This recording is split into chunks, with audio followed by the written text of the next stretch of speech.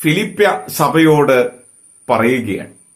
നമ്മുടെ ജീവിതത്തിലും കുടുംബത്തിലും ചുറ്റുപാടുകളിലും ആവലാതികളും അസ്വസ്ഥതകളും തലപൊക്കുമ്പോൾ പ്രാർത്ഥനയിൽ അഭയം പ്രാപിക്കാൻ, യാചനയിൽ നിറഞ്ഞു നിന്ന് ദൈവസന്നിധിയിൽ സമർപ്പിക്കാൻ നമുക്ക് സാധിച്ചാൽ അനുഗ്രഹത്തിന്റെ നവ്യാനുഭവങ്ങളിലേക്ക്, ആശ്വാസത്തിന്റെ തീരങ്ങളിലേക്ക് എനിക്കും നിങ്ങൾക്കും കടന്നു വരാൻ സാധിക്കുമെന്ന് ദൈവത്തിന്റെ വചനം നമുക്ക് ഉറപ്പ് നൽകുന്നു.